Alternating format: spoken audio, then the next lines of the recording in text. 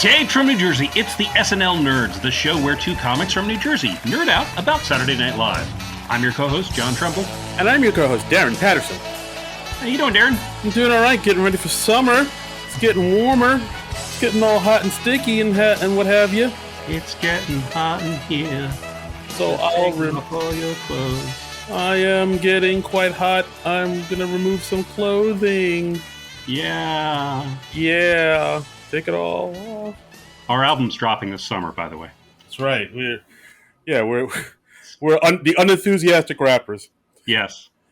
We just we bust out rhymes, but not at a very high velocity. It's more like no. I mean, every other rapper is horribly bombastic, and we just thought let's go low energy. Let's be like the Todd Berry of rappers. That's exactly what we're going for. Just it's like if Todd Berry and Stephen Wright did a rap album together,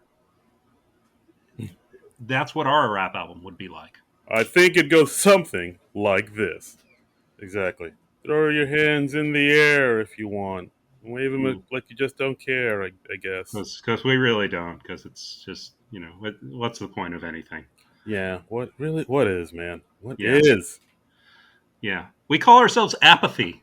Dude, I think there is an actual rapper, like an underground rapper named Apathy. Is there really? I believe so. I'm pretty sure. He's actually pretty good. I think he's like a rapper out of Connecticut or something. Oh, okay. All right. Well, so should we get into a beef with him because he took our name?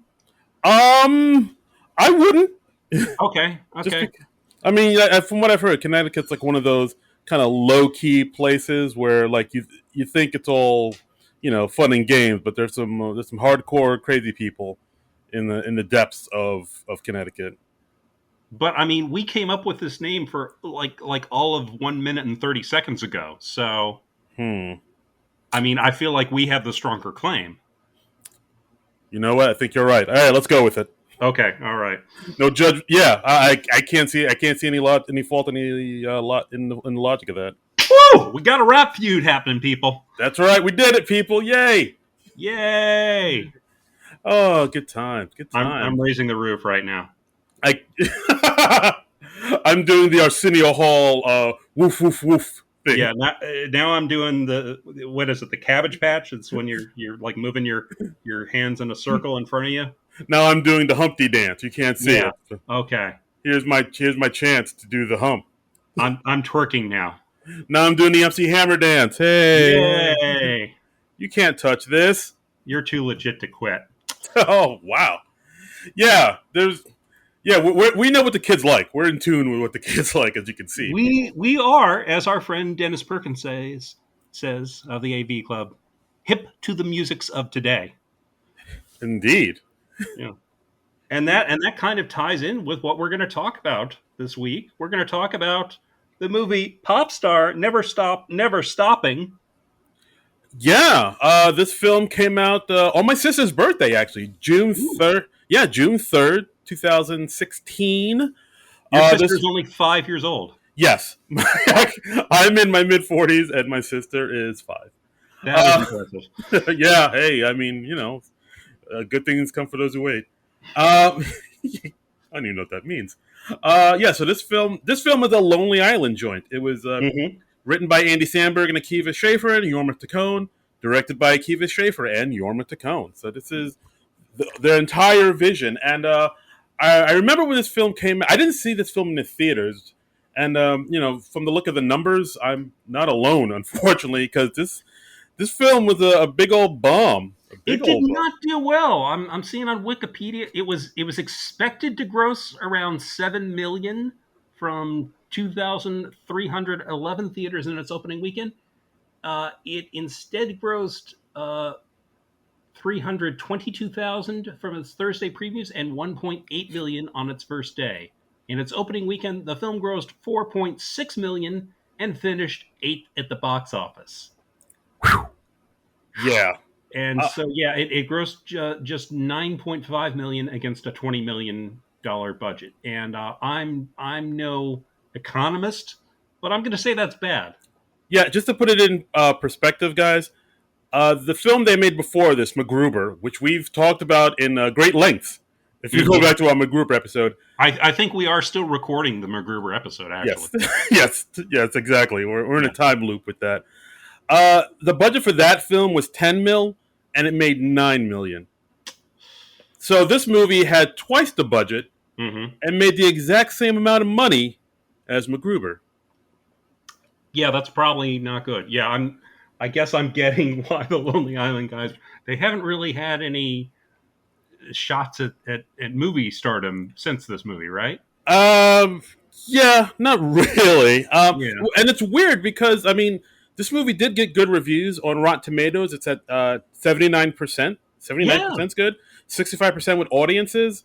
And people love The Lonely Island. They love I'm on a Boat. They love Jizz in My Pants. They love, Dick in a Box. So they are beloved, and they do make good comedy. I just don't understand. I still don't understand why that doesn't translate to the movies. Maybe it's just they're more built for like shorter form comedy, I think. Yeah, maybe. Maybe that's it. I don't know. I have some thoughts on this movie, and we can talk about it as we get into it. Ooh, because this is sort of an old favorite of yours. This is something that you've been wanting us to do for a while. This was my very first time watching it. All I remember is like seeing the previews back in the day, back in like 5 years ago. Yeah, back in the ancient before times of 2016. And I remember seeing the trailers for it, but I decided to just come to this completely fresh. I didn't even rewatch any of the trailers or anything. I just was like, I'm just going to watch this cold. I think that's the way to see it because, one of the fun things about seeing it, just fresh out the gate, cold and nothing is this thing is chock-a-block full of like celebrity cameos. There's so many cameos in this movie, and you're constantly going, "Oh, he's in this. Oh, she's in this. Yeah, they're in this." In the first 5 minutes alone, there are a bunch of cameos. I think Questlove is the first one we see. The one that really shocked me that I was really surprised by was Ringo Starr. We got a Beatle in this movie. Yeah, they did. They got Ringo Starr to be in this thing for a little bit. Yeah. Yeah. All right. So I don't. Yeah. Let's talk about it. Let's get into it. So what is Popstar? What is Popstar Never Stop, Never Stopping about, Darren? All right. Okay. Elevator pitch. Boom. Here we go. So Popstar is like a mockumentary, sort of in the style of Spinal Tap and whatnot, or any of the Christopher Guest films, and it highlights this pop star called Connor For Real, and you can just tell right off the bat he's based off of Justin Bieber. It is so Justin Bieber. I've never watched like the Justin Bieber documentary thing, but even I know enough about Justin Bieber to tell he's doing Justin Bieber. Yeah, very much. They even have in the opening when they show like old home footage of Connor For Real playing the drums like an expert at 1 o'clock when he's at 1 years old. That's also taken from an old home video that was circulating around Justin Bieber, because I forget that Justin Bieber knows how to play the drums, and he's actually a really good drummer. That was like how Bieber first got famous, right? He like went viral on YouTube, I think. Yeah, he was like exactly. He went viral on YouTube. Usher found him, and Usher sort of hooked him up and sort of gave him his start. But yeah, so it starts with this small boy playing drums at 1 like an expert, and I believe that boy is actually Yorma Tacone's son that they put in it. Yes. And so we start off with that. We talk about how Connor grew up. He met his other friends, Owen, who's played by Yorma Tacone, and Lawrence, who's played by Akiva. And then they got together, became a musical group, like a rap group, called themselves the Style Boys. But it's Style Boys with a Z at the end because they're hip and with it. Exactly. And if you look at the old Style Boys stuff, they're basically the Beastie Boys. Well, I don't know. I got more of a boy band vibe from them than the Beastie Boys. Really? Well, musically, yeah. Mm-hmm. I can see that. And they've got a dance. They've got like a synchronized dance thing happening. Yes, the donkey roll. That is a Beastie Boys thing.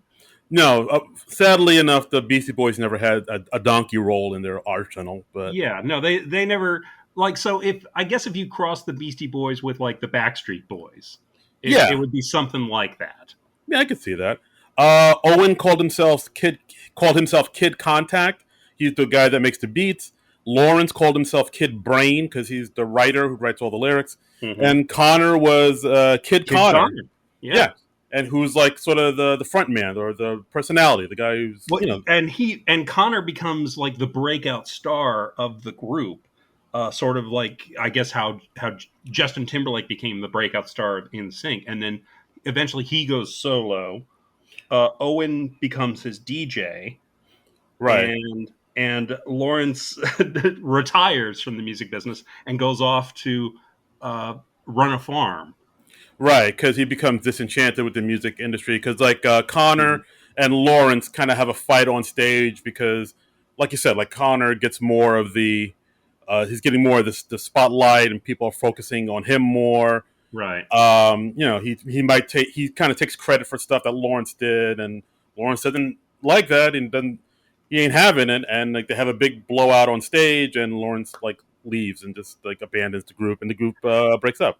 And honestly, like Lawrence going off to run a farm, I have no idea if there's a connection here, but it kind of reminded me of what Bill Berry, the drummer from REM, did when he decided to just retire and give up his music career. He's ran a blueberry farm in Georgia. He still is, as far as I know. What? Yeah, I did not a blueberry farm. That yeah. is, I kind of respect that. That's kind of cool.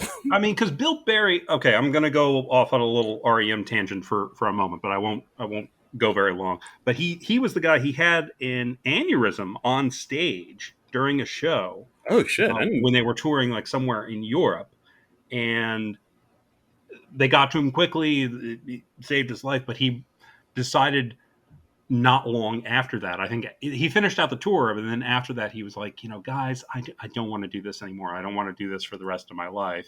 But he said, I'm only going to leave REM if it doesn't mean the end of the group. If you guys keep going, and if you Mm. don't want to do it without me, I will stay and I will be unhappy. And they were like, well, we don't want you to be unhappy, so you can go. And he went off and decided to run a blueberry farm. Oh wow, that Mm-hmm. is, huh? It's okay. Did he always just have a passion for blueberries? I don't Why know. I think blueberries? he was always kind of like a low key kind of guy. He wasn't like a typical rock star type. I remember like because REM was like the band for me when I was in high school Right, right. and my early years of college. And I remember like a Rolling Stone article and like the writers following them around at one point. And at one point, Bill Berry is just talking about like going antiquing when they're on tour or something. So he's not a typical rock star type of guy. Got it. All right. That's. I mean, hey, I don't. Wow, that's. I never connected those dots between blueberries and rock stars, but now that we've made that connection, Well, sure. I can't not see it. Well, sure. I mean, there are so many uh, connections between rock stars and blueberries. That's right. Just I know. Just follow the threads, people. Just connect I the mean, we dots. don't have time to go into all the various and sundry connections between rock stars and blueberries, but they're there. They're Right. there, people. Open your eyes. It goes all the way to the top. Yeah, open your eyes for God's sakes. Wake up, sheeple. So anyway, Kid Connor, Andy Sandberg's character, decides to go solo, and he becomes Connor for real. Right. Connor with the number 4, so he's edgy. That's right. He's for real. Mm-hmm. He comes out with an album called Thriller, also, and it goes number one all the way to the top of the charts. He gets a huge following. He Mm-hmm. does the thing that Bieber and a lot of pop stars do with social media, where they're just constantly sort of broadcasting everything they're doing to all their fans, Yeah. or his fans are called confidants. Um, and like he broadcasts everything he does. He's like, "Yo, what's up, everybody? Just ate a taco. Shit is crazy." Like, "Yo, I just got my butt waxed." And of course, he's like, "Yo, I just jacked it, man. Feeling really cool, man. Feeling really Yeah. relaxed." Yeah. Uh, And he has a hit single, "I'm So Humble," that he does with a holographic Adam Levine. Yeah, I actually like this song. I think the beat's pretty cool. I mean, look, the Lonely Island guys, they have musical chops. They do cool songs, and I think that's part of why they're able to collaborate with so many real musicians. And I mean, well, because they are real musicians. Yeah, like that beat. It kind of samples that old song from the '50s, "Get a Job," and it's like yip yip yip yip work work work. It's Yes, yeah. I was like bopping to it. I was like, oh shit, this might be the song of the summer. And yeah. So he has like a ton of fans now, and he's like the shit. He's awesome, and he's the breakout guy. Owen Yorma's character has become just his DJ, so he's kind of faded into the background, and Lawrence has retired off to his farm. We don't find out what kind of farm it is, but that comes into play later. Right, but who did stay with them when the group broke up was the group's original manager, Harry Duggins, played by the one and only Mr. Tim Meadows. Tim Meadows, who, of course, has a pedigree in the fake musical biopics, because he was also in Walk Hard. Nearly said Rock Hard. Whoa! That's a different movie. That's Walk Hard, the Dewey Cox story. What are you watching over there? I'm watching all sorts of things, Darren Patterson. But like Harry has a neat backstory where he was originally in the group Tony. It was originally Tony. He was the fourth Tony, but he didn't want an exclamation point on his name. He wanted a question mark instead, and he had a big rift with the group because of that. Right, because he wanted to be Tony. Yeah. And it's like, in hindsight, that might not have been the smartest move. Yeah. And we also have Sarah Silverman as Paula Klein, who's Connor's publicist. And so, they're the two that pop up the most over the course of the movie. And there are a lot of other people who are sort of in and out. Yeah, there's a good amount of like SNL alum in this movie, which we'll get to. And there's also a quick nod to Connor has a turtle named Maximus who he really loves, and he sees like as almost as like his little brother or his like a family member. Because they didn't delve too much into Connor's like family childhood. They do a little bit. I kind of wish they did a little bit more. Yeah, like Joan Cusack pops up very briefly as Connor's mother. Another SNL alum, by the way, because she was on the cast for like a season in the 80s. And always wonderful to see Joan Cusack in anything. I wish she'd been in this movie a little bit more, honestly. She's just got like a scene or two, and that's it.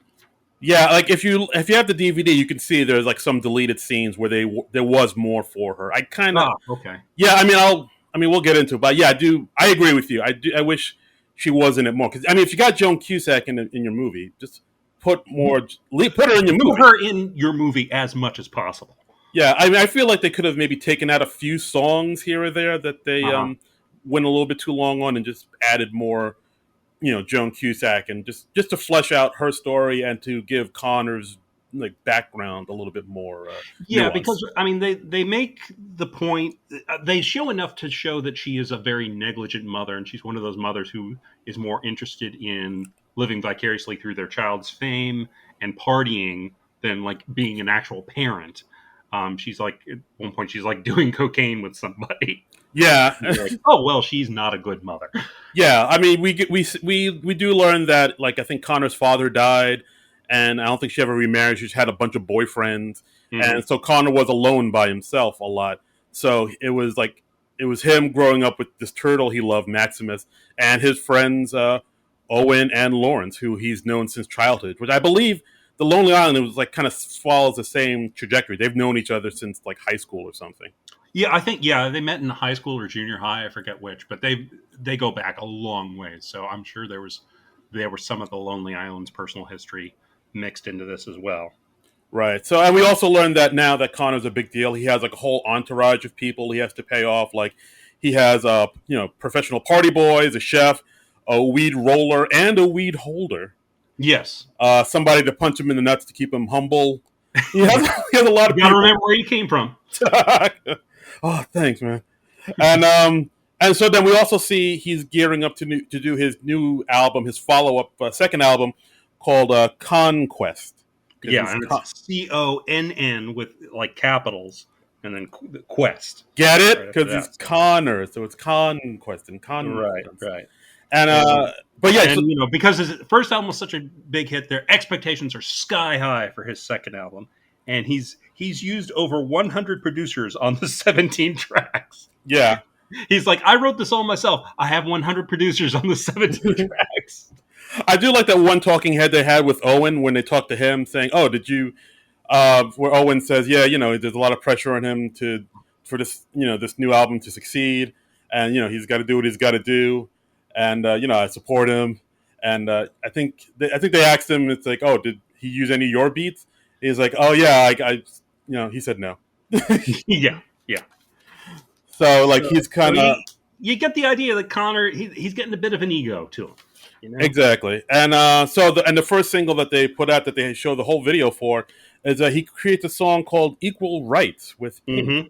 about he's pro gay marriage, but throughout the song he slips in like Mr. Subliminal style that I'm for equal rights, I'm pro gay marriage, but I'm not gay. Yeah, yeah. And that kind of reminded me. The Lonely Island, they have a song called "No Homo," right?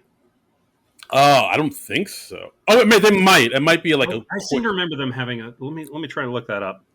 But I know this song, "Equal Rights," is supposed to be a play on or parody of Macklemore's song "Same Love." Mm-hmm. Because like you remember Macklemore from he was a thing. Yeah, yeah.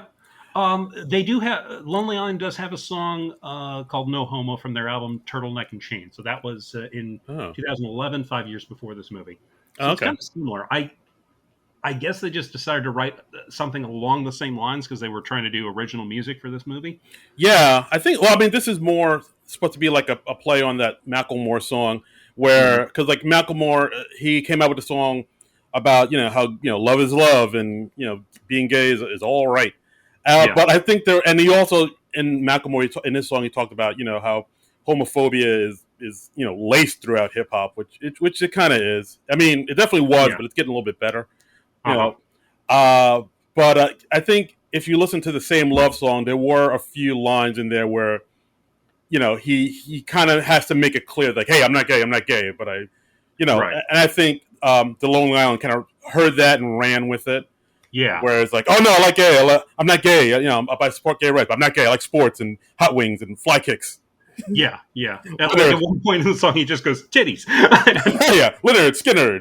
and they'll just like flash a woman's chest on the screen quickly. Yeah, Um, I I think the Lonely Island they're very good at finding bits of comedy where they also weave in their point of view, um, but they don't do it in an ostentatious way. Like I'm not phrasing this well, but they're good examples of you can do comedy and not rely on like dumb stereotypes, you know? right. No, I hear what you're saying.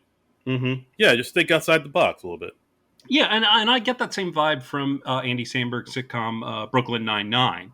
Like that's also very funny, but it's also very inclusive, you know? Yeah, no, absolutely. There's like I mean, they're in Brooklyn. You have all types of people in Brooklyn, so you gotta. Mm-hmm. I mean, if it was all just white dudes, that's a part of Brooklyn. That's Bensonhurst, but like it's not. You don't want to Right. have all that. Yeah, yeah.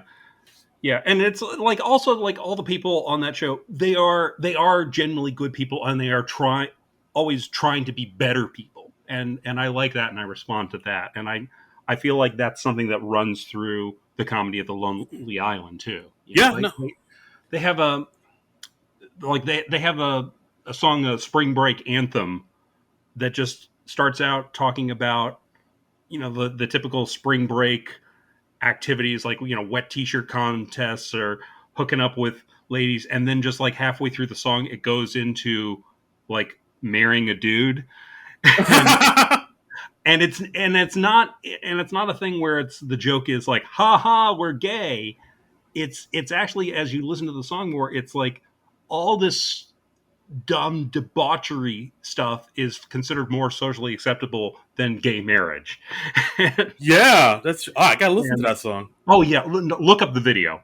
Look up Okay. the video. I will not say any more because I don't want to spoil it for you. But look up the video. It's like I think it's called Spring Break Anthem. Okay. Well, yeah, the way you talked about it, kind of like in my mind, I was thinking, oh, these are all like stuff that kind of dudes might do to sort of suppress their, latent homosexuality or Yeah, no, their it's urges. not even that. It's not even that. Okay. All right. Maybe I put too much thought into it. Yeah, no, check it out.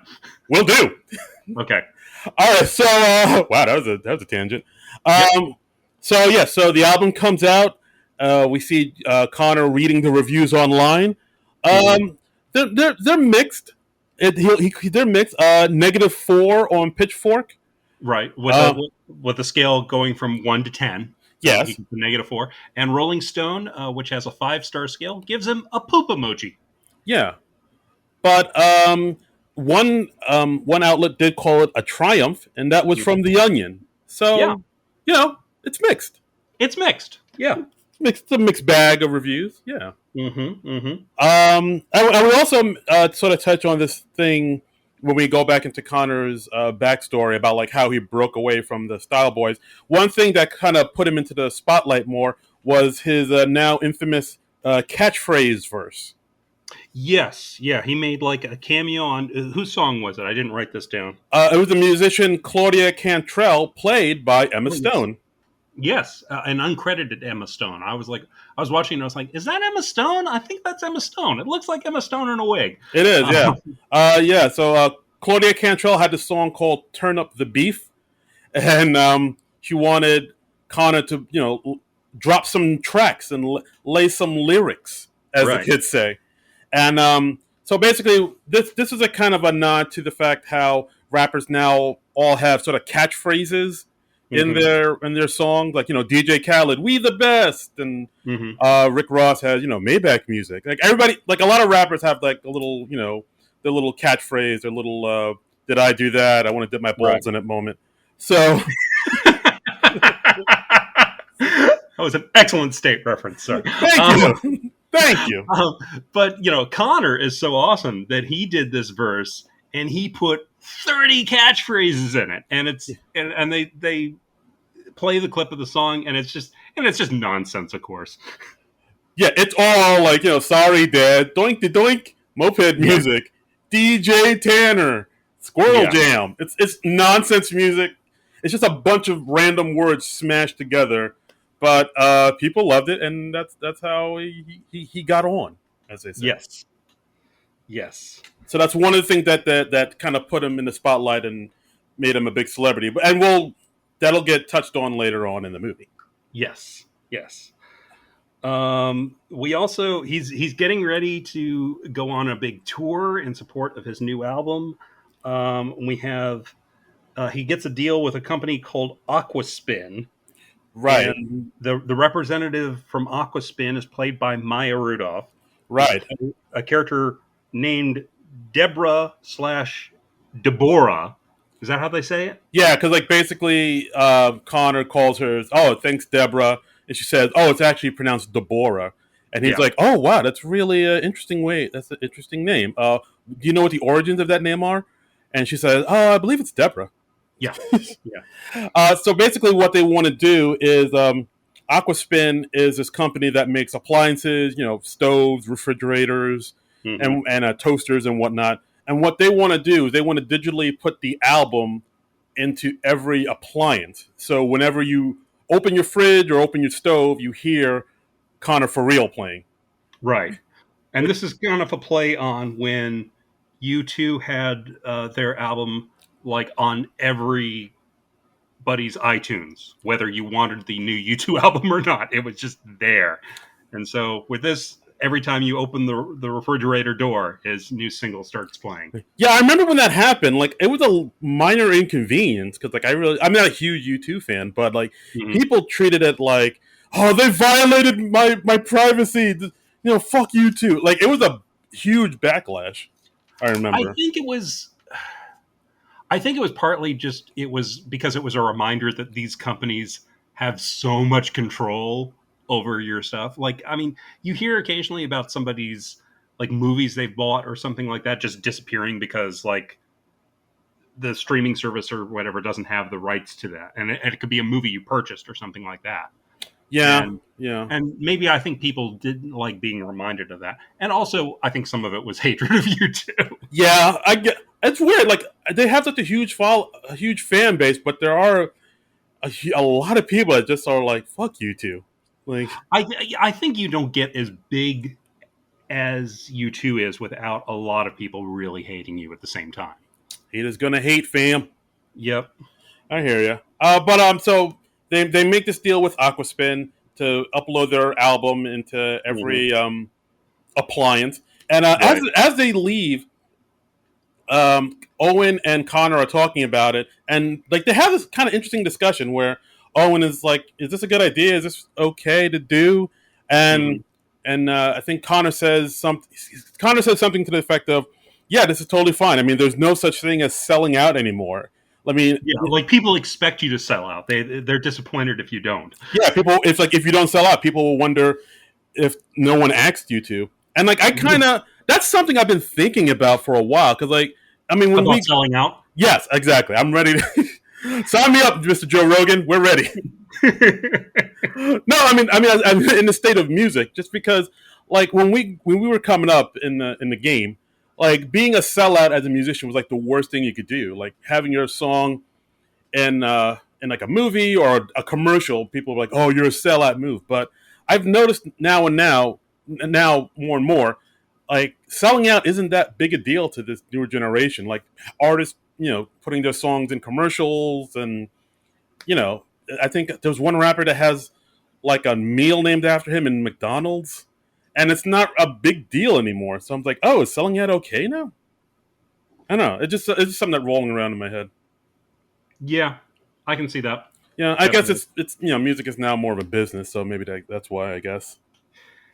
Yeah, and also I don't know. We live in such a world of corporate placement. I think people are maybe more desensitized to it, or yeah, they don't see it as big of a deal. Yeah, wow, I really brought down the podcast, didn't You I? really did. You really did. You're Sorry, a little. You're like Neil Young doing that. This notes for you song. sorry. Oh, That's right. wow. I reached back to like 1990 for that reference. As we've said, people, we know what the kids like. We have our finger on the pulse of today's youth.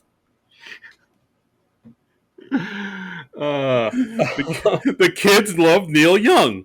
they can't get enough of Neil Young. I mean, remember when he like teamed up with Pearl Jam and he did that thing with Pearl Jam?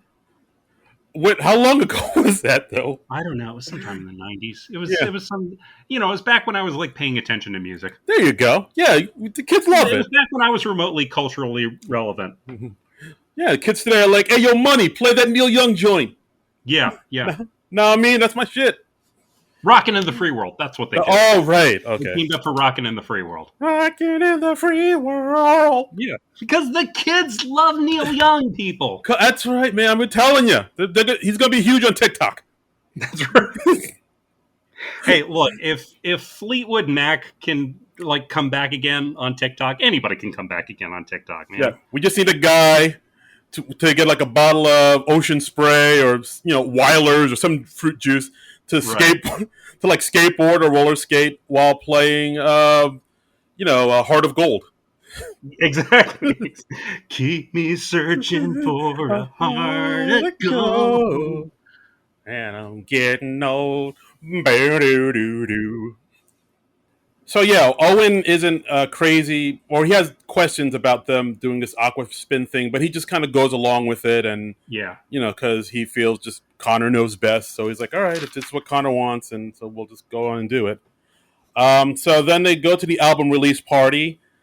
We do see more and more of like sort of how Owen is getting pushed to the side more for Connor, because Connor has a spotlight. Hmm. While they're on the red carpet, there are photographers taking pictures of them. We get another cameo from SNL alumni Kevin Nealon as Yes. the photographer. Yeah, very briefly.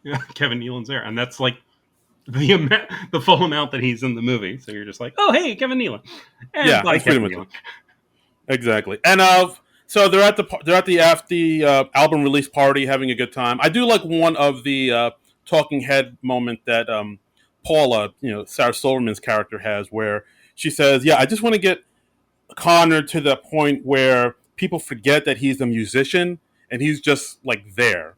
He's just everywhere, like oxygen or clinical depression." Yes, that's a good line. That's a good line. That is a great line. And and so like the big moment of the album release party comes when they start up one of the appliances that will automatically start playing his new single, and it causes a blackout, not just in the room, not just in the city, nationwide. Yeah, that's not good. That's not good. No. Yeah. So of course people are upset because the world is in darkness because of an album Yeah. that got poop emojis from the Rolling Stone, Yeah, and this really mobilizes the hate against. I mean, you thought people hated U2 when their album was just automatic on people's iTunes. No, that is nothing to what they're feeling towards Connor right now. yeah, so people are feeling it's like an invasion of privacy, and so already the album is getting off to not a great start, and then we get a segment from CMZ, which of course is a play on TMZ, Yes. and we get like a TMZ like segment of them making fun of the album, and we get some more cameos from Will Arnett, Mike Birbiglia, Eric Andre, and Chelsea Peretti. Yeah, and they're just doing that thing that like TMZ does on that horrible television show they have that like kills your brain cells while you watch it. TMZ is horrible, you guys, and you should not watch it. But it's like a thing where they're all just hanging around their cubicles and they're all just talking. They're talking about the celebrity gossip. And He's dumb. She's ugly. He's fat. She's stupid. This person's a whore. This person's fat. and Will Arnett's like constantly drinking out of like like a coffee mug or like a big gulp. Yeah, like a big gulp thing. I want to call it a sippy mug, but that's for babies. That's not. Well, I mean, it's like an adult sippy mug, whatever. The thing with the little plastic straw built in. That thing. Right. Yeah, I think I like the ongoing gag about that, where like every time he takes a sip of it, like the mug gets bigger and bigger. Yeah, and he like the second time they cut to him, he's got like multiple ones. He's got like 3 in his hand. He starts sipping out of other people's cups. Yeah, at one point he has it's 3 big gulp cups that are like duct taped together. Mm-hmm. At one point he's drinking out of something so big it has a handle on it. Yeah, it's a cooler or a thermos. I thought that was pretty funny. Yeah, it was good, and yeah, they're just talking about how horrible the album release party went, and they're all laughing at it because, well, they have no souls. Yes. Wow. Tell us what. See, we're not. Tell us what you really think, my friend. TMZ is fucking horrible. I mean, how are they? Do you disagree? No, I don't. I don't subscribe to that at all. It's pretty tacky. Yeah. No, I hate that when you're making your whole living off of just like rumor mongering and tearing people down, and it's pretty awful. It's so awful. It's pretty like Perez Hilton-y. Yeah, exactly. Yuck. Exactly. That's right. Yeah. So here at TMZ, you're on notice with the SNL nerds. You're on notice. Ugh. We don't like you. You're on our shit list. It's a bold stance, but we do not like you. That's right. It's a bold stance, but we're here to take it. That's right. All right. So we cut to a scene where it's Harry and Connor, talking about the opening week of the albums, talking about, all right, yeah, we got off to a rough start. Wasn't exactly what we were hoping for. It was a little bumpy, but I think we're going to be okay. And as they're having brunch by a pool, we see like a bee like flying around a little bit. So like one bee. Oh, yeah. So which that plays into what's going to happen later. And so then they're talking about, well, what are the sales? And I think Harry says, 65. And he's like, oh, okay, 65. That's not too bad for the first day. I mean, he's like, great, no, that's for the first week. And yeah. And Connor's like, can those guys turn off the cameras, please? Yeah. And this this scene is it's kind of funny on a meta level now because there probably was a scene like that of them talking about the box office returns of this movie in real life. I didn't even think of that. Oh shit! Like, well, how much did we earn for the first weekend? Oh well, just like 4 million. Oh, we were expected to make 7 though. Yeah, We did. Yeah. So the documentarians who are filming them, they turn off the cameras. So like for the next few minutes, you got to picture this. There's no video. It's all audio. yeah, So it's a black screen with the text of what they're saying over the screen. So then they say, we only made 65. What the fuck? And like Harry's like, yeah, I don't know, man. The people aren't connecting. I don't know they're not connecting with the album. I don't know what to tell you. And like he's really bummed out. And then we hear the sound of the bee again, and then we hear the sound of like more bees, like a swarm of bees, yeah, kind of coming down. And they're like fighting off the bees. Right. And they're like, oh my God, there's a swarm of bees. Oh my God, get my flamethrower. Yeah. And then we hear the sound of Connor using a flamethrower on the bees. It's like, oh yeah, we got him. Oh my God, it's the queen bee. That thing is huge. And we hear a huge buzzing. This is all theater of the mind, people. Yeah. We hear a huge buzzing of a huge queen bee. It's like, oh my God, get the queen. And we hear Connor flame torching the queen bee. And he was like, oh my God, that was insane. That was crazy. Guys, camera guys, please tell me you got that.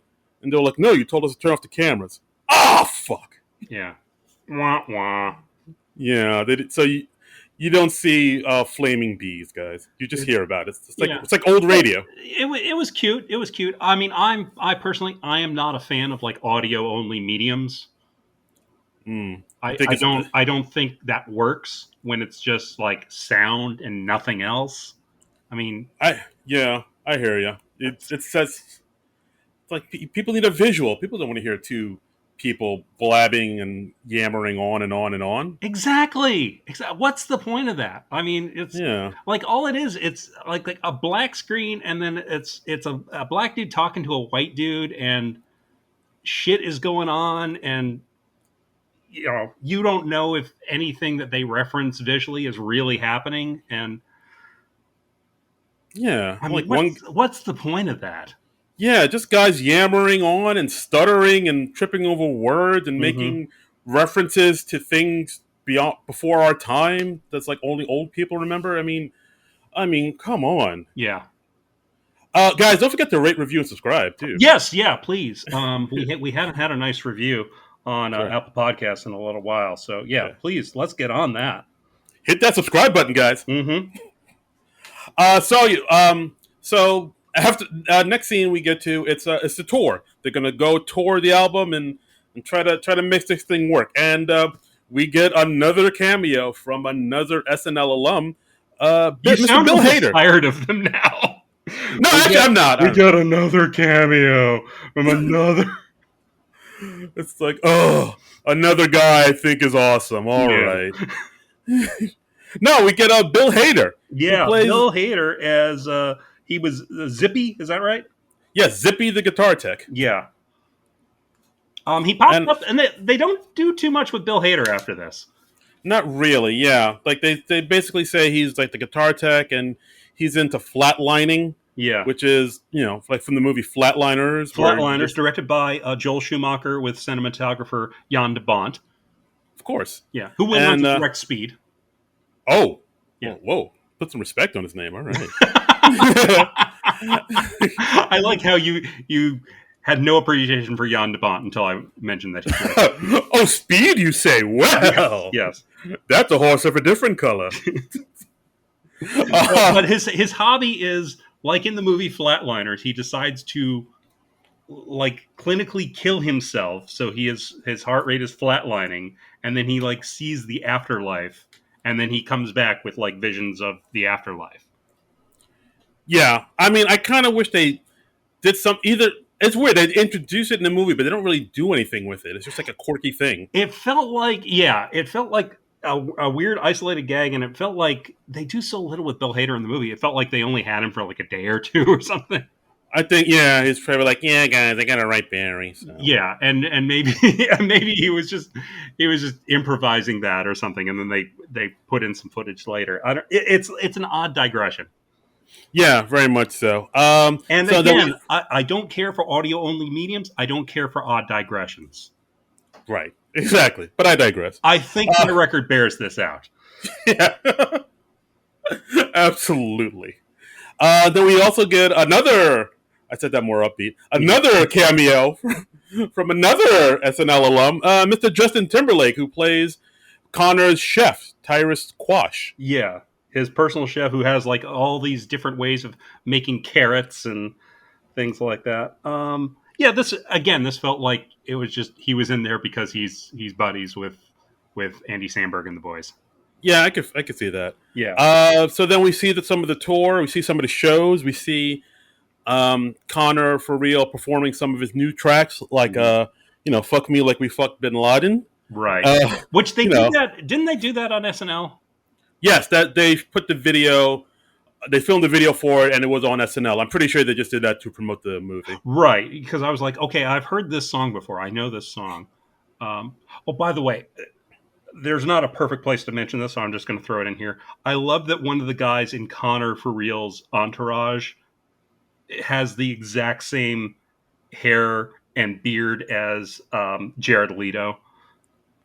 Yeah, he does look a lot like Jared Leto. It's like Jared Leto with his Jesus look, where it's like the really long hair, but it's like sort of bleached or frosted or whatever it is, highlighted at the end.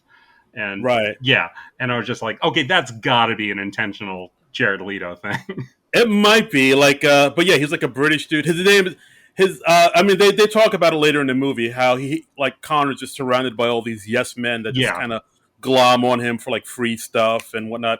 And that character's name, the one you just mentioned, he actually goes by the name Sponge in this movie. I didn't catch that. That's cute.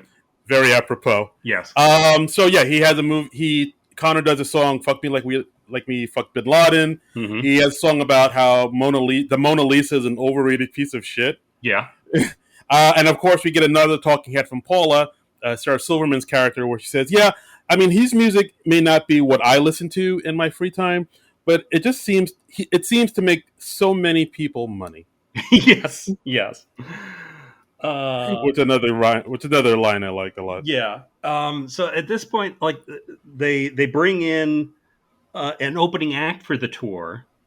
Right, because he's not selling out. He's not selling out. At one point in one of his concerts, he's like, "Hey, let me hear from the upper balcony." And then the camera pans up and there's literally one guy in the upper balcony. Mm-hmm. Like, "Woo! I love you!" Yeah. And his manager is explaining to him like, "Oh, well, these are like, 18,000 seat arenas. We're not going to sell those out." Yeah, and they mentioned like some band Hammerlake did, and well, that kind of plays into something later on in the movie. Yeah. But yeah, so Aquaspin wants him to bring in an opener to bring in more people to sell out these arenas. Mm-hmm. And I think Owen brings up the idea, hey, you should reach out to Lawrence and get the Style Boys together. But Connor doesn't want to do that. No, yeah, he's a solo act now. Yeah, him and Lawrence, they still have that riff. They still haven't talked it out. Yeah. But so Harry has this idea to bring on this new rapper called Hunter the Hungry. Yes. Played by SNL alum, Mr. Chris Redd. Although at the time of this movie, he was not an SNL alum quite yet, I don't think. Yeah, he was not. This is actually the first time I ever knew about Chris Redd when I saw this movie. And then when I found out he got SNL, I was like, oh yeah, he's actually perfect. Yeah, when did he start on SNL? Like 2017 maybe? I believe so. It was like him and Heidi started at the same time. Let me see if I can look up when his first season was. Right. But I mean, he started on SNL in 2017. So I wonder if Andy Samberg and the Lonely Island guys put in a good word for him with Lorne. Maybe. It's very possible. I mean that happens, Right. Like, yeah, that's true. I could see that. If they did, I mean, good on them, because like I'm a big fan of Chris Redd on SNL. I'm a big fan of Chris Redd in this movie. Yeah, he was there too. Yeah, he was there too. He was there too. So in this movie, he plays Hunter the Hungry, and you could tell he modeled this character off of the rapper Tyler the Creator. For those that know, Well, you he's can tell that. I could not. okay. All But right. Well, if you don't know Tyler the Creator, he's like this rapper who's kind of he says kind of his raps are kind of like demented. uh-huh. So it's kind of like punk rock meets hip hop in a little bit, and he's kind of weird. Okay. And I'm not a huge fan of his stuff, but like I know tons of people love him. Um, and his weirdness is even confirmed by other interviews they've done with other people. Like there's one scene where the RZA talks to the camera and it's like, yeah, he's insane. I saw him like eating a blunt one time, not even smoking it, just eating it. Okay. Yeah, so that plays into like, oh wow, this dude's a little unstable, but he Right. has a huge following and he can help sell out the tour and sell out these arenas. So Right. they kind of got to bring him on. Um, and another gimmick they want to do to help bring in more people is Connor wants Owen to wear like this robot helmet Right. on his head. This sort of Daft Punk type of thing that's like this big square helmet that lights up and it shoots off like this, sky beam laser thing. And they describe it. They say it looks like the tip of Optimus Prime's dick. It's a good line. It's a good line. Yeah. Yeah. So basically, they're saying, "Oh yeah, this is because like people love EDM now, so this could be like an EDM thing, like a Daft Punk or Dead Mouse, Right. Oprah Spin Free, R2 LSD 2, like one of those DJs." I feel like at least some of those names are fake. There's one. See if you Okay. can figure out which one, guys. All right. So then they're starting like the European leg of the tour. He's Connor starts kind of going nuts and acting out on the tour. They say at one point he takes a shit in Anne Frank's house. Yeah, I mean, I think that's a play on something that Justin Bieber did a while ago too. Yeah, because like when Justin Bieber visited the Anne Frank house, he said he was talking about like how young she was, like because she was in her teens when she was killed, and he was like, I feel like if she was around today, she would have been a believer. And it's like, oh, okay, I know you're trying to relate this to your experiences somehow, but no, no, Justin, no, no, Justin Bieber, do not do that. Yeah, God, I remember he did that, and I was like, that's like the most like that could be in a parody for well, I mean, I guess it is, but that's like I heard him say so tone deaf, the most tone deaf of tone deaf, and you have to go a ways to like parody that because that's so over the top bad to begin with. So yeah, taking a shit in the Anne Frank house, that's pretty good. He's like, he comes out and he's like, "Whoa, do not go in there." He does the Ace Ventura thing. Yeah. Yeah. Hey guys, hey listeners out there, if Mother Teresa was alive today, I think that she would love the SNL Nerds podcast. So, oh yeah, no doubt, yeah. no doubt. So rate, review, and subscribe for for her. It's Mother Teresa's favorite podcast. One love, y'all. So while all this is going on, we see Connor and Hunter are actually getting along really well. They're becoming like two buddies. They bonded. Yes. Yeah, they play pranks on each other and everybody else in the entourage. Mm-hmm. And of course, by pranks, pushing somebody in the pool when they don't want to be pushed in, and right, pulling down people's pants. Yeah, at inopportune times. Pranks. Yeah, just good old natured riffing and joshing. Yeah, hijinks, wacky hijinks, where Absolutely. you make somebody else look horrible. Yeah, at their expense. That's always fun, right? We all went to college. Yeah. Oh. So the tour starts selling out. Hunter's album goes gold. So it feels like things are turning around a little bit. Yeah, I mean, but Hunter's album goes gold, but Connor's hasn't yet. No. So Connor. So while they are selling out arenas and the tour is doing well, there is this underlining thing where it's all because of Hunter, and Connor's still sort of in the shadow. Yeah, of him. he's like riding the coattails of his opening act. Yeah, exactly. Of a newer act, which that can't feel good. Yeah, and this is around the point in the movie we find out what Lawrence's big beef with Connor is Lawrence says that he wrote the big catchphrase verse, which was Connor's big breakout thing, and he never got any credit for it. We see even Connor accepting the movie's equivalent of a Grammy, the Pop Music Award, a The Poppy, Poppy. Yeah. which is like this award with just a music note on top of it. And he's like, and there's one more person I want to thank, me, because I did it all. Woo! And we cut to Lawrence in the audience just going, clap, clap, just Yeah. glaring daggers. While he was wearing the gold chain, Yeah. as you do. So, and as he went solo, he even admits that he never sort of found the success that he did when he was working with Connor, because he even came out with a song called "Things in My Jeep," where he literally just lists things in his Jeep. Yeah, yeah. And then they cut to who was it? Where was the celebrity cameo that they? Oh, cut Nas. It was Nas. They cut to Nas, and he was like, "Yeah, I didn't really relate to that song because I had different things in my Jeep." But Lawrence goes on to say that he's been seeing what Connor's doing. He doesn't like it because he's doing all these gimmicks. Like he has Hunter opening for him. He has Owen wearing the robot head, and he's doing all these gimmicks and music. Magic tricks. Yeah, he's got a quick change gimmick where they like pull the that little loop. Yeah, they pull this thing up, and he does like a quick change behind this this round curtain thing. I don't know what the term is, but yeah, it's like you see magicians do it all the time. Right. But he has trouble pulling off the quick change because it's more geared for a lady. For ladies, and I think the way that works is like the dress like turns around inside out or something like that. But that doesn't work well for the dude because he's got the junk. He's got the junk. So he decides the way to make this work is to tuck. He tucks.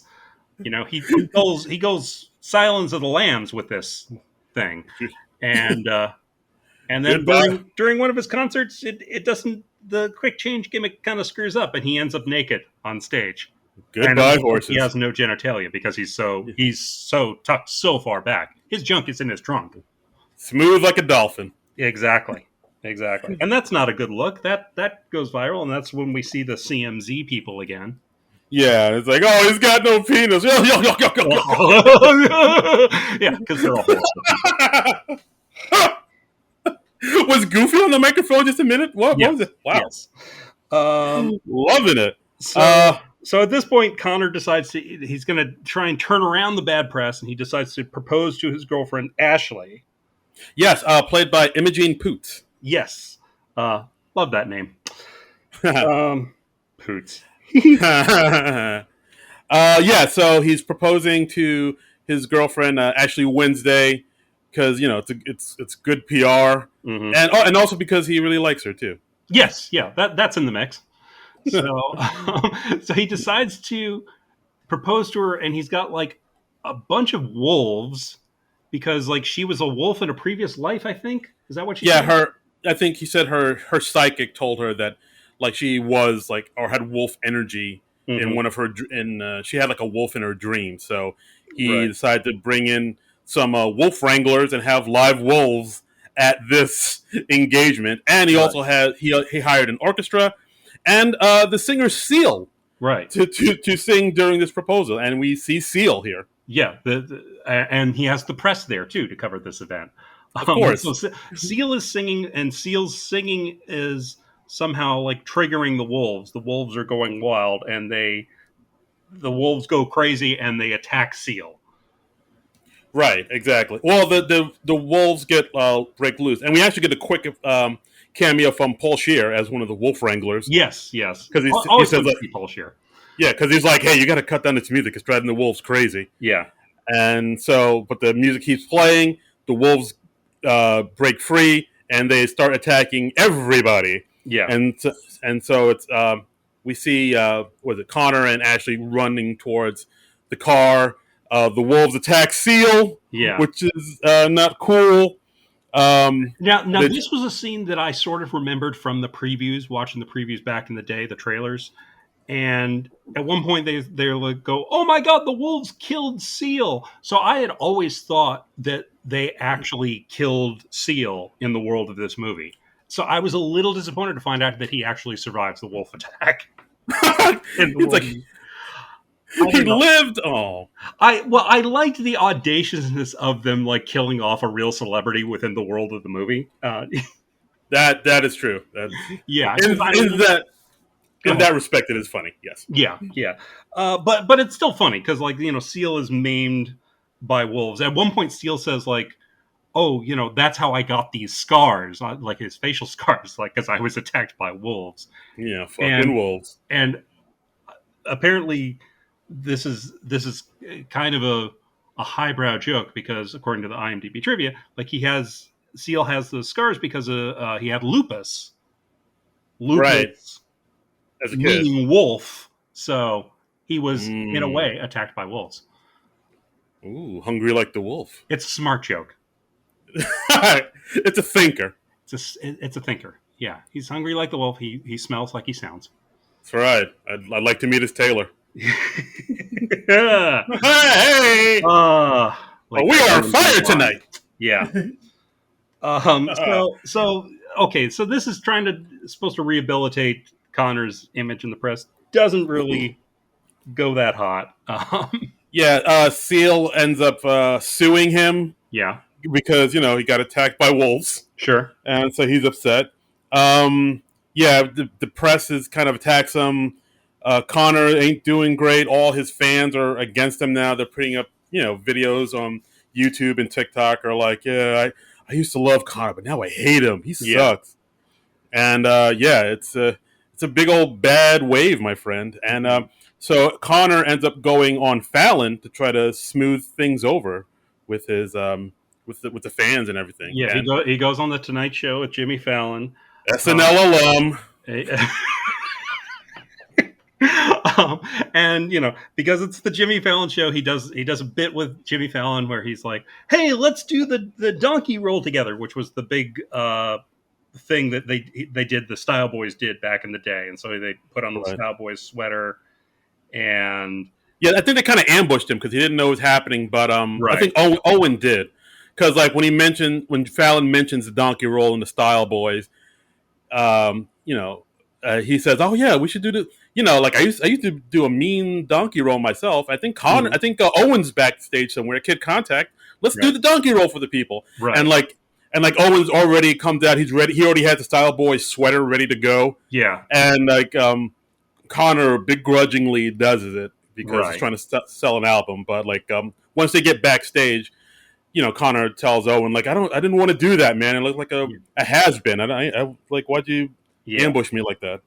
Yeah. Yeah. And then so he's not happy. He's fallen out with Owen. Connor is dumped by Ashley.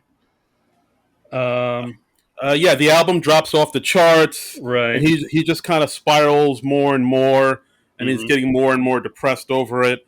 At this point, we have Owen getting an idea to give Lawrence a call because they're still okay. They're still cool. Yeah, Owen calls Lawrence on his farm and he says, "Hey, the tour's coming to your area. Why don't you come out and you meet up with Connor and then you two can mend fences?" And as the movie puts it, he's trying to parent trap them. Yeah, because he got the idea from this really old, obscure movie called The Parent Trap. Right, and it's the Lindsay Lohan Parent Trap, not the Haley Miller Parent Trap. Just in case that makes a difference to anybody out there. If you weren't feeling old enough, that's right. That's right. It's that one. I don't think I've ever watched all of the Lindsay Lohan Parent Trap. I haven't watched any of the Parent Trap movies. I remember seeing like the Haley Mills Parent Trap it must have been summer camp when I was a kid. Oh, okay. Is it all right or? I remember it being all right. It's like an early '60s Disney movie, so it's fine. Yeah. I mean, back then it wasn't the first Parent Trap; it was just the Parent Trap because it was the only Parent Trap. Right. It's no Three Caballeros. I mean, science had not yet developed the technology to have a second Parent Trap movie. We weren't there yet, man. We had the dream was there, the ideas were there, but the technology just we had lacking. put a man on the moon, but we had not developed the technology for a second Parent Trap movie. I mean, that did not come until we invented Lindsay Lohan. Yes, in a laboratory beneath the Earth's crust. Yes. Sorry. So Owen invites Lawrence out to the tour to parent trap him with Connor, but and they're all in the back of a limo together, and it's not going well. They've still got beef. Yeah, exactly. So it's one of those things where I think Owen told Lawrence, "Oh yeah, he wants to apologize." Mm-hmm. Um, Owen tells Connor about it, saying that Lawrence wants to apologize. They all get in the back of this limo to talk it out, and of course, neither one of them are going to apologize. And then they have it out. And while they're having it out, a bunch of Connor's fans surround the limo and like just pressing their faces and themselves Yeah. up against the limos. Of course, we see booties and Mm-hmm. boobies Yeah, being yeah. pressed We against the see window. like some woman has like lowered her skirt or whatever, and she's just written "I love Connor" on her butt cheeks. As you do. Yeah, as you do. If you're a big fan of Connor and you have a friend that can write that on your butt cheeks for you, Right. and that's a good friend. Oh, I'm man. just going to say that right now. That's a good friend. John, would you write on my butt? I love No, Connor. no, Oh, I would not. okay. You didn't even let me finish. You No, didn't know what I was going to say. what the message doesn't really make a difference. Really? Yeah, yeah. I can't think of a message that you would want me to write on your butt that I'd be like, oh yeah, okay, I'll do that. That's all right. That's fine. I'll do that. That's fine. Oh, that's a deal breaker. No, no. I'm just gonna put it out there. No, I do not want to write any message on your butt, and I'm assuming the same is true for you writing on my butt. Yeah, I guess. Okay, all right, yeah, So while they're having it out, they're having this argument. I think Connor notices that somebody's pressing their boobies up against the window, saying, yeah. "Oh, Somebody's flashing their boobs. see, Lawrence, this is all for me. This is part of my success. My fans love me, and I love them."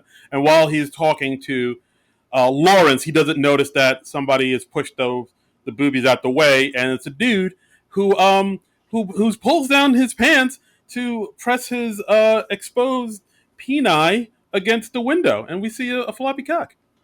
Yep, That's right.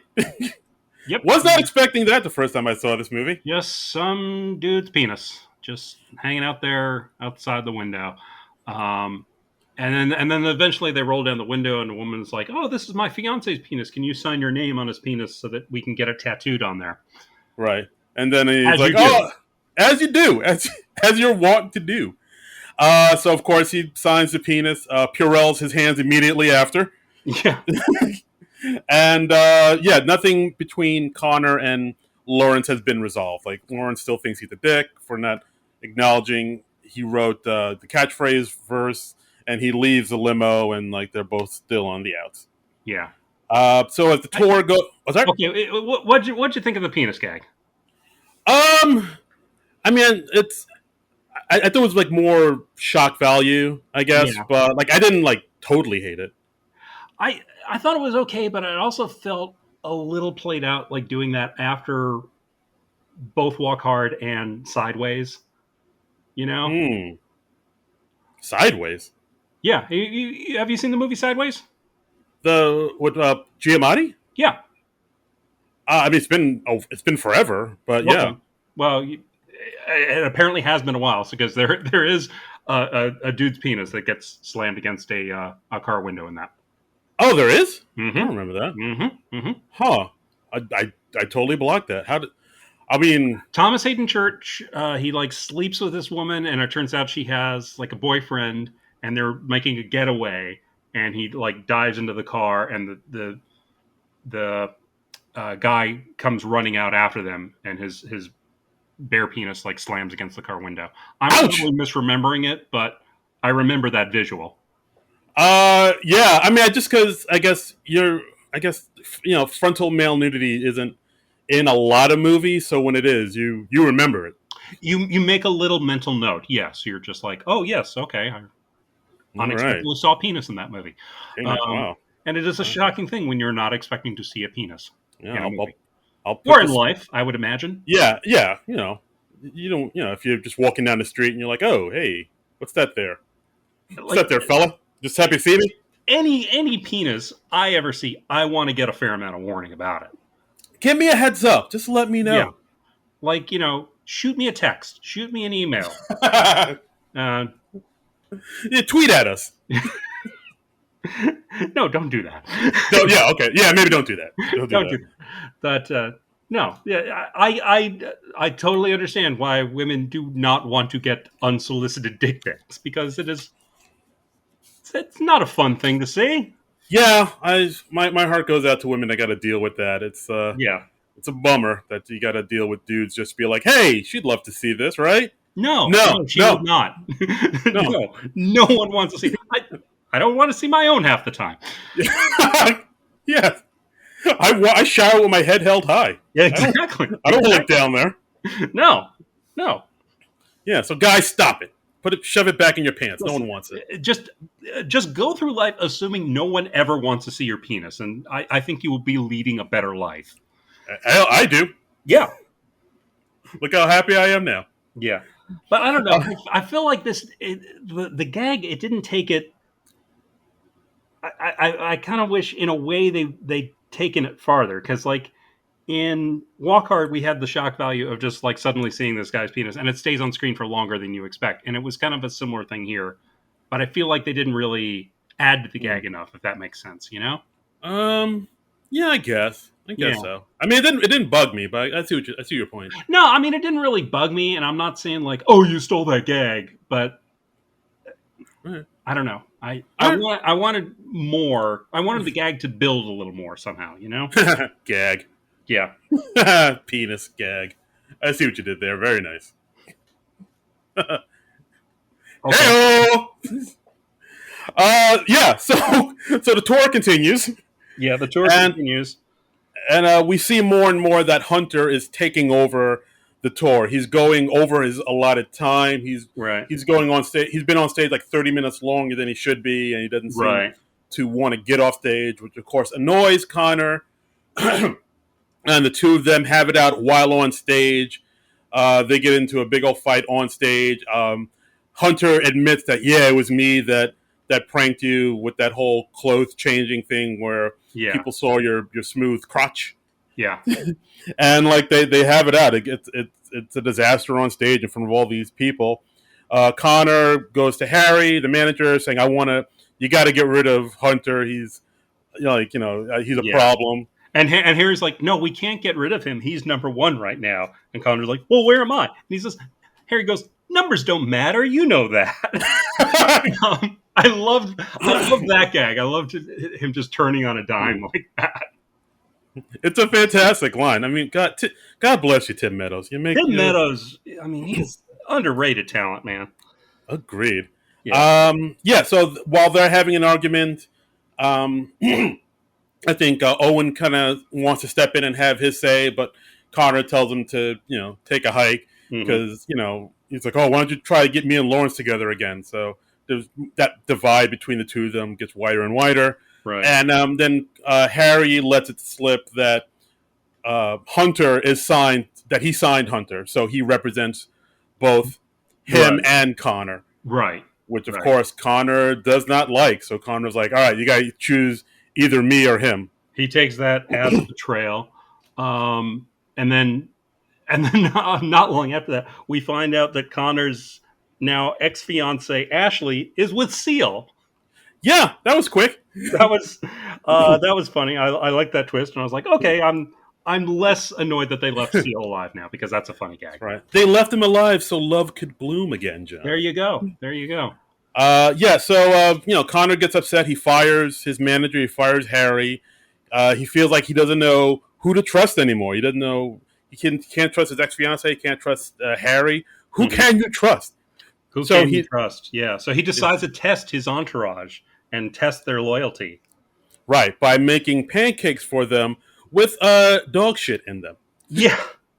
So he feeds them pancakes, and he just wants to see. We as the viewers do not know that it has dog shit in them, but Connor is just waiting to see if anybody says anything about it. And Owen is like, yeah, this tastes horrible. And then the other two guys are like, oh no, this is fine. This is great. So he's like, oh, well, you two are just yes men. You're just suck ups. Owen was like still loyal. He was the only one brave enough to say this tastes horrible because I put dog shit in these pancakes. And even then, the yes men are like, "Oh, that's disgusting, but that's really smart, man. To Yeah, show like you who's loyal to you. You're really smart there, Connor." right. And I Whoa. think one of them even takes another bite of the pancake. Yeah, he does. And yeah, um, yeah, but at this point, like Owen, like is really upset by this. You yeah, know, as he should be. yeah, and he quits. He's like, you're horrible. That's a horrible thing to do to people who are your friends. Yeah, and So he's like, yeah, he said like, I've known you my whole life. How could you? Why would you think I'm? Why can't you not trust me? Like, yeah, and it's like I quit. Like, what do I even do anymore? I wear a robot head and I press a button on an iPad. yeah, yeah. Um, so this kind of starts a downward spiral for Connor. His turtle Maximus dies. He's punched out by Martin Sheen, not Charlie Sheen, Martin Sheen, West Wing Hey, guy.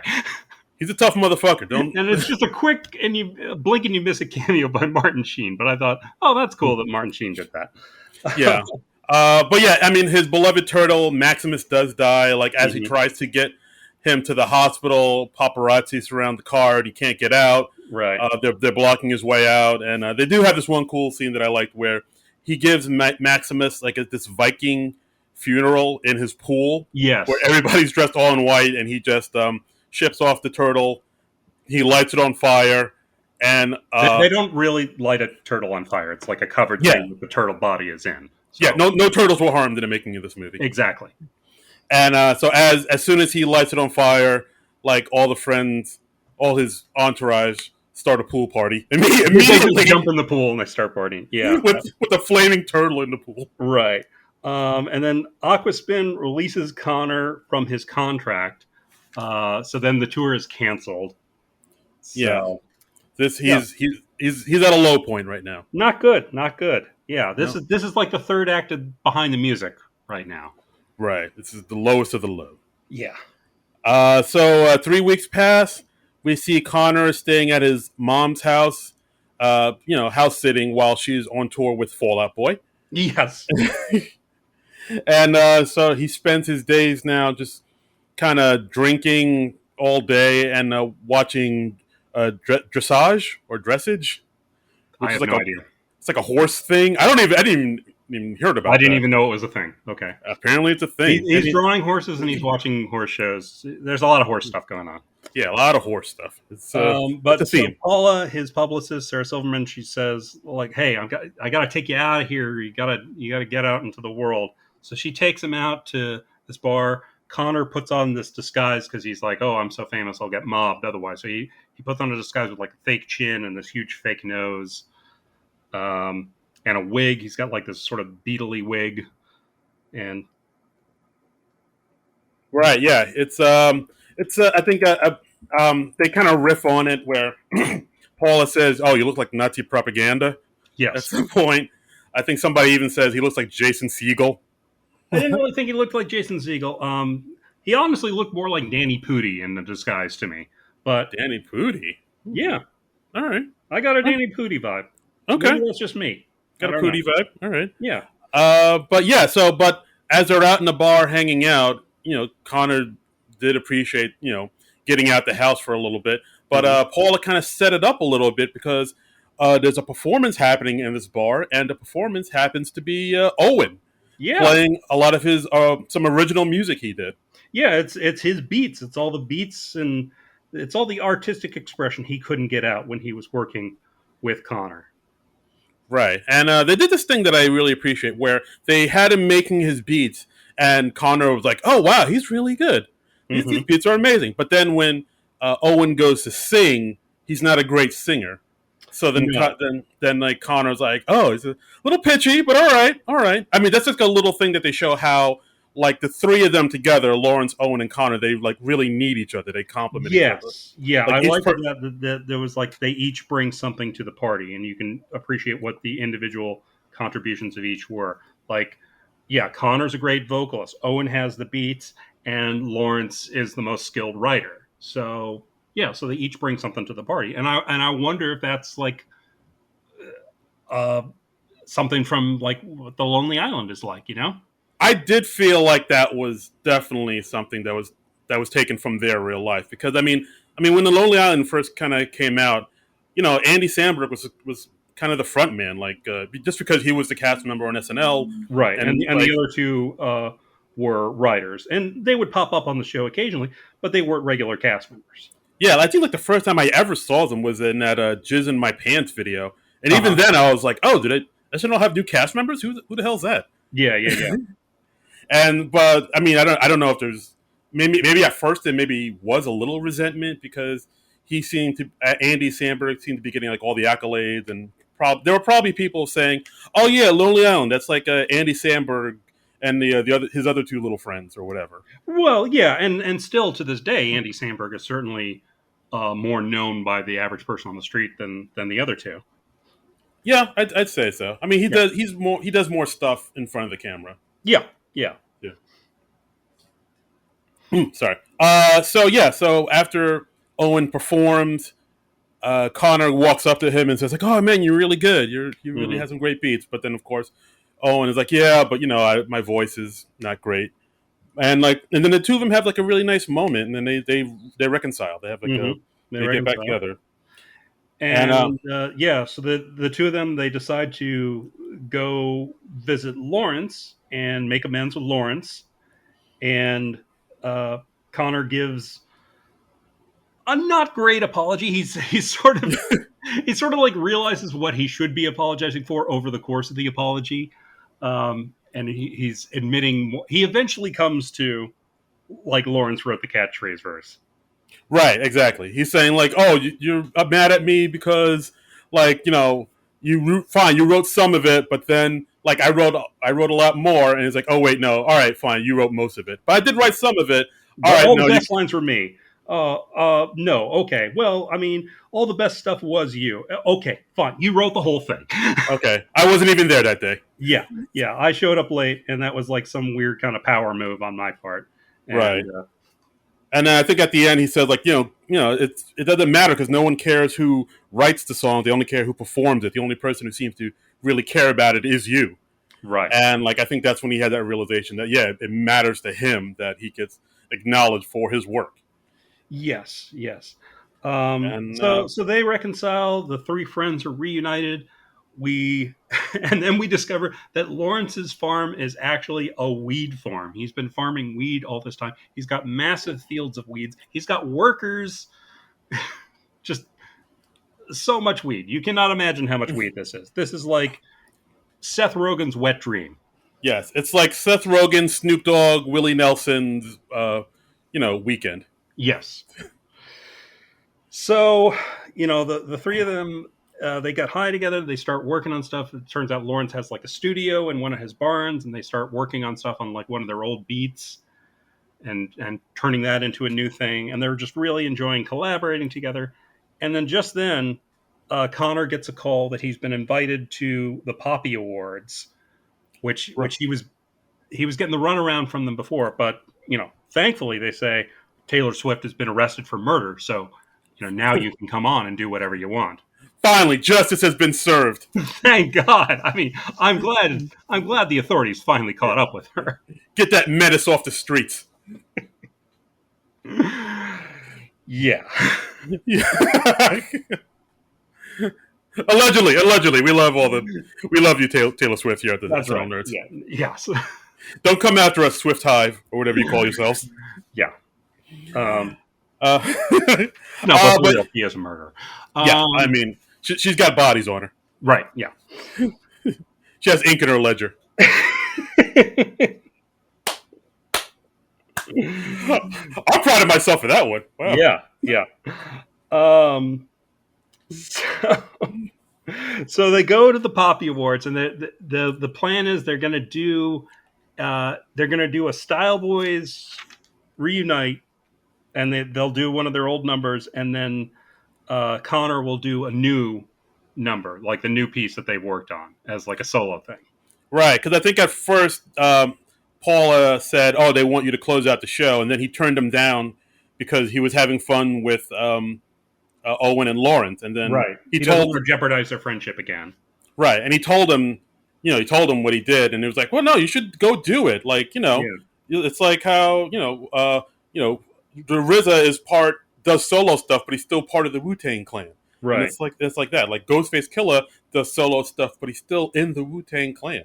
Right. I mean, they realize that they want him to go out and do his solo stuff, but don't forget us. You're still part of our this little collective we made. You are still part of the Wu-Tang Clan. Exactly. Yeah. Exactly. It all comes back to the Wu-Tang Clan. Yeah, Most things do. I'm pretty positive like this all came from maybe a discussion the actual Lonely Island guys had one day. Probably. Yeah, like they talk about how they're members of the Wu-Tang Clan. Yeah. Right. And also, I think there was one talking head that I liked where Owen talks to the camera saying how on the way to the farm he noticed that Connor had a book called "How to Be a Better Friend," and it was like Right. dog-eared, and there's like notes written in it and stuff. So it's like, yeah, he's really trying. Yeah, and he's like, oh, and that shows he knows how to read, which was a huge relief for me. Yes. He wasn't sure if his friend knew how to read or not. Well, I mean, are you ever really sure if your friends know how to read? I'm not. Yeah. For the record, people, I can read. Okay. All right. I mean, that's your story. I can read. I know words good. Look, you're being very defensive, Darren. I can read, damn it. I can read. All right. It's just talking. That's where I trip up. Okay. But yeah, so the three Style Boys reunited. They go to the Poppy Awards. They run into Hunter with his documentary crew because he has a doc crew now too. Right. I liked they had a gag where Chris Red he's turning to like narrate to his documentary crew, and they're like, no, you're with the wrong crew. We're with Connor." And he's like, "Oh, okay." And then he turns around to another camera crew and starts talking to them, and they're like, "No, we're not your crew either. That we're with him." And then the camera pans over, and it's Snoop Dogg. Yes, because Snoop Dogg has his yeah, and it's basically just how every celebrity has their own documentary camera crew now. Right. Yeah, I like that. That was a good gag. Yeah, no, it was a good gag. Absolutely. So the guys go backstage. Hunter is on stage presenting the next Poppy Award with Mariah Carey.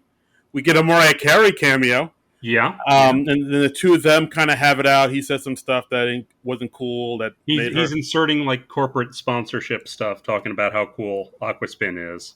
Yeah. It's like, hey, Mariah Carey, your hair looks great. You know what else would look great? If you used Aquaspin's new hair products. Right. Available now. And that is not cool with Mariah Carey, because Mariah Carey has just so much integrity, you guys, and she would never, ever sell out for anything. She's the most humble person she knows. I mean, Mariah Carey keeps it real. Yeah, we go like babies and pacifiers. Yeah. Old dirty dog's no liar. So after that little altercation, Hunter and Harry have an argument. Hunter quit. Harry quits as Hunter's manager. Right. I think because like Hunter called him an old man, has been. Right. And then that Harry gets his dander up. He brings the Tony thing. Tony? Yeah. And then, of course, he said, "Watch your mouth, young blood. I will eat your head." That is the button you do not push. Exactly. So then, of course, Harry fires Hunter, tells him to get a new manager, and he walks up to Connor. They reconcile, and he says, "Go out there and kill it, man. You're the one. He's the chosen one." Yes, exactly. He's Neo in the Matrix. Yeah. So they're reunited. They're ready to perform, and then it comes that the show is running over. And they're like, "Hey, we only have 3 minutes for your thing, so you have to decide: are you going to do the Style Boys song, or are you going to do your solo song?" And that's the big moment of truth for Connor. He has to decide. Right. And of course, we have the stage manager telling him this, and like as Connor doesn't say anything, and he's like thinking about it in his head, looking over to his boys, looking over to the stage. And I think I like how the stage man narrates that whole process. Yeah, his conflict. She's like, "Okay, he's looking over at the Style Boys. I think he's leaning that way. Oh no, well now he's looking back towards me, so I don't know what to think." Okay. And so then it cuts to their performance. They're being introduced by this band Hammerleg, who they got mentioned earlier in the movie. And I had totally forgotten this by this point in the movie. Yeah, like if you look at the lead singer of Hammerleg, he looks very familiar. That's Weird Al Yankovic, my friend. And I know, I know. I didn't realize until like I saw it in the credits, and I was like, oh, okay, that was Weird Al. All right, okay, Yeah, cool. yeah. You know, the OG in music comedy. I was just like, that's really weird. Why are they introducing a fictional band at this point in the movie when it's been mostly cameos by real musicians? So Yeah, that was a little weird. Yeah. I felt like, okay, there's some gag here I'm not quite getting, but because he wasn't quite recognizable enough, it didn't really land for me. Yeah, no, I agree. Like maybe there was more to it, but it just ended up on the cutting room floor. Yeah, But yeah, maybe it could have been more of a runner. I feel like a few things in this movie could have been more runners than they were. Like, the negligent mom, the Joan Cusack. Like, we could have done more Bill Hader's character in Flatlining or something. yeah, like I feel like they could have cut out some of the songs that they focused on, like the Mona Lisa Hmm. song, the Spain song, and like a few other stuff. They could like cut that out and just put in all that other stuff to like sort of beef up the storyline a little bit. But we're getting to our big epic closing number, and they do a number. Connor decides to do the Style Boys number, and they do a song called "Incredible Thoughts" with a Mr. Michael Bolton.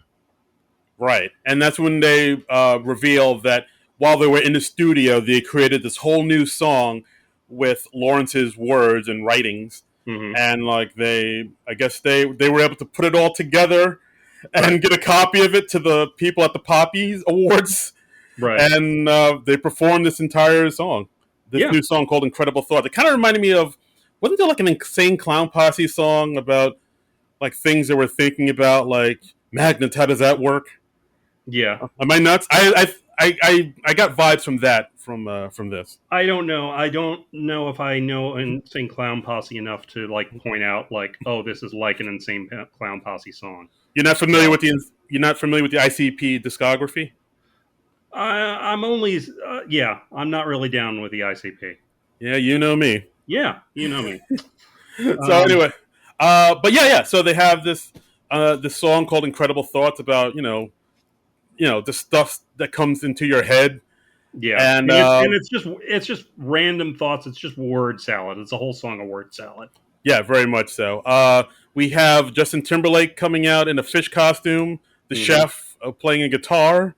Yeah, We get Harry coming out. it's like very much a mass singer sort of thing. Yes, yes. Yeah. We get Harry playing saxophone out of Hmm. nowhere, and then the three of them get together and they do the donkey roll again. And Usher comes out and donkey rolls with them, Hmm. and it's like this big triumphant moment. Style Boys are back, baby! Yeah, yeah. And yeah, and then that's pretty much it. Then they come off stage and they found their friendship again. Lawrence makes out with the stage manager out of nowhere.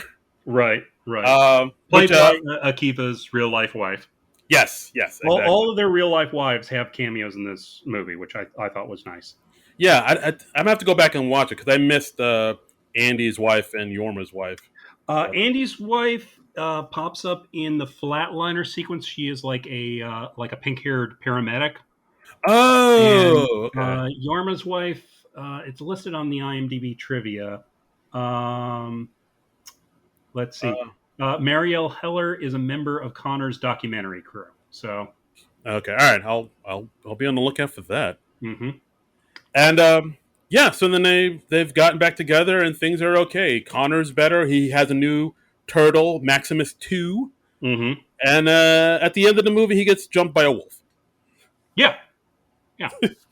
The end. But I mean, he gives the moral of the movie kind of at the end. He's just like, be a good person, and the rest falls into place, which is a nice sentiment, I think. Yeah, absolutely. Yeah, And yeah, that's pretty much the movie. I mean, I really enjoyed this film. This movie deserved way more love than it got. I'll say that. I think it's a good movie. I enjoyed it. I thought there's some funny stuff in there. I think it's a little, it's maybe a little too episodic. You know, Hmm. I wanted it to be more cohesive somehow. I wouldn't put it at the same level as like say Walk Hard or certainly not This Is Spinal Tap. You know. Oh, okay. Yeah, I'll give you that. But I mean, but it didn't deserve to flop. I think. No, it didn't deserve to be a flop. I think cult hit seems like the right level for this movie. You know? All right, fair enough. But yeah, like I don't know. I remember watching this movie. I think for the first time, probably either I rented the video or it was like on HBO. But like after Hmm. watching it, I was like, oh, I should have seen this in the theater. This is like way better and smarter than I thought. I liked how the theme of friendship is pretty much throughout the whole film. I wasn't expecting that, Hmm. and I like the fact that each, like how the three of them, have been friends for so long, and each one of them brings something to the table that the other person doesn't have. But like Right. the three of them combined can make some amazing work, which is probably something reflective of the Lonely Island guys. Like, Yeah, yeah, I think so. I don't know if it's the exact same breakdown. I would suspect in real life there's more overlap in what they do, but but yeah, I mean that's a good device for the movie, certainly. absolutely. So, yeah, overall, I think this movie's pretty great. I wouldn't go say great, but I would say pretty good. All We'll go right. me and David with it. Okay, fair enough. So yeah, like we tweeted out that we were doing this episode, and we got a few tweets about it actually. Oh, did we? Oh, okay. Well, A let's hear few. them. Manette Moratti, fan of the show, says, Yeah. "Growing up with the Jonas Brothers, Hannah Montana, Justin Bieber, Glee, and Katy Perry live in concert theater movies from the mid 2000s to 2010s make me think that despite it being a great movie, it came at too late a time to be as popular as it could have been." I mean, that's fair enough, I guess so. Like by the time this movie came out, that whole pop era was dying down a little bit. Yeah. So yeah, I think you have a point there. Sarah at Conscious Deer 88 says definitely an underrated favorite, and I still will find myself listening to tracks from the soundtrack every so often. Okay. And Jordash Day One Jordan, that's a name, Hmm. says a great underrated movie. All right. So yeah, there's some love out there for this. Yeah, spread love. It's the Brooklyn way. Yeah. But yeah, you know, I think it's a great film. Thumbs up. Go check it out. It's on FX. I think it's on FX now. You can watch it. I believe it's I mean, streaming I there. was able to rent it on Amazon Prime. I think that's probably the easiest way to see it at the moment. Ooh, ooh la So la. Okay. Where you can stream it, you can rent it on DVD, whatever way you watch your movies, people. yeah, Go and watch it. you can borrow it from your local library. Go support your local library. Yeah, go support them. Show them some love. Yeah. Yeah, yeah, and yeah, that's our podcast, guys. Thanks so much for listening again. Do we have anything else to mention? Do we want to mention? I know we talked about it. Well, I mean, we can talk about what we're going to do next week. We could give a little update on what's been happening with the Twitter account. We've only been able to just allude to that the last couple weeks on the podcast because we've had guests the last few weeks. But maybe we should let people know what's going on there. Yeah, we don't. Yeah, we might as well let folks know now. Yeah. Um, so, do you want to start it off, or should I? Okay. Well, I mean, short version is I did a stupid thing, and the account has been, I guess, suspended. Is that what we would call it? I don't know. It's like in purgatory or something. It's in I limbo. don't. I don't know. Okay. Like there's this thing. Like you go on Twitter if you haven't added in your birthday on your account. It you get this little pop up thing saying like, "Hey, add your birthday. Add your birthday. Add your birthday. Why haven't you added your birthday?"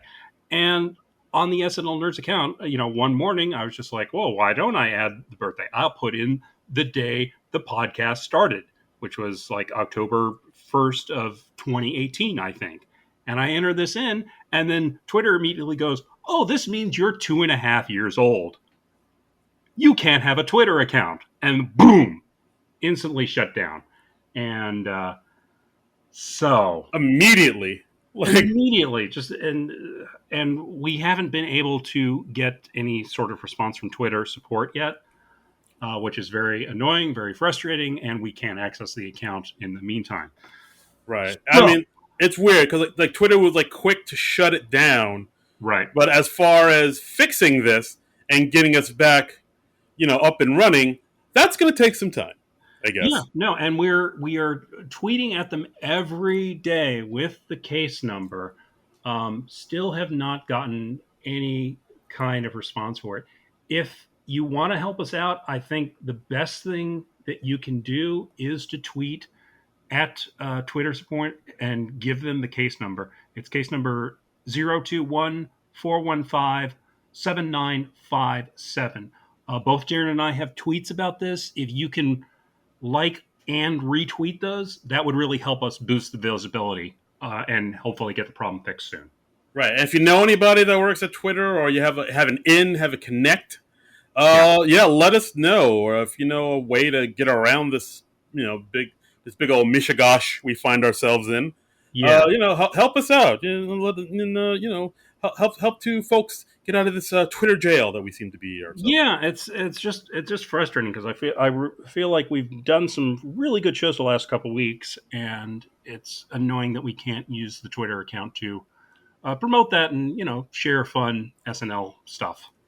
Right. So we come to you, the listeners. If you can help us out, please help us out. # free SNL nerds.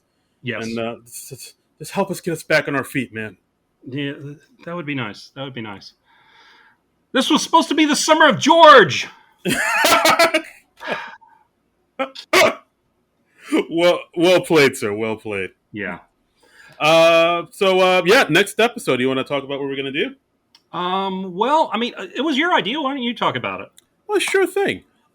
Next weekend, July 4th. 4th of July weekend. Birth of Our Nation. Yeah, We're not watching Birth of a Nation. Oh, God, no. Whoa. No.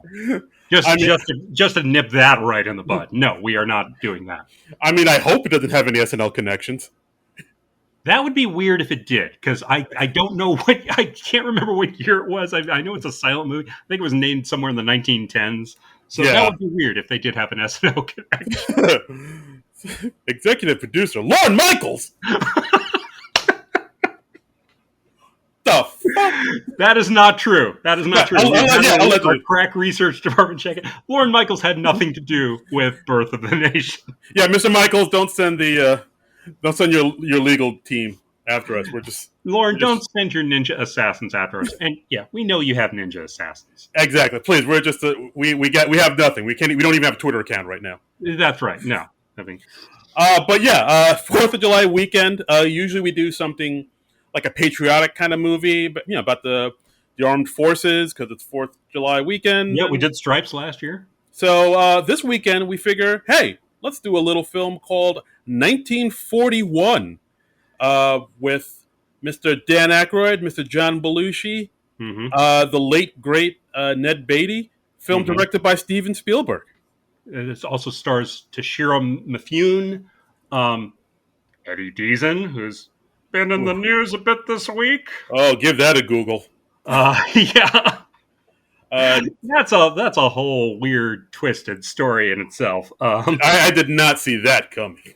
No. Our producer Frank Hablawi put it well. He was like, did anybody have Eddie Deason getting canceled on their 2021 bingo card? I did not. Hoo boy. Yeah. This film also has Warren Oates, Tim Matheson, Treat Williams, Christopher Lee, Robert Stack. It's a cast of thousands. Ned Beatty, the late great Ned Beatty, is in it. Yeah, late great Ned Beatty. I looked it up. This it's weird how this movie kind of came out in between two blockbuster movies that Spielberg did. Like it is like the Steven Spielberg combo breaker because he had Jaws, he had Close Encounters. On the other side of this, he had Raiders of the Lost Ark. But in the middle of this, he has 1941. Right. Which is like Spielberg's. I mean, this was a flop, right?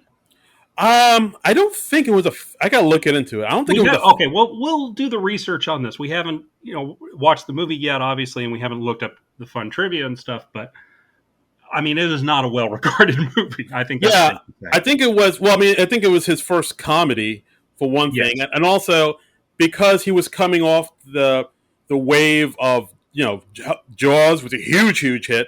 And, of course, Close Encounters. I don't think this film meet those expectations. So the fact that it's like Connor recording his second album. The expectations, they're sky high. It's Connor.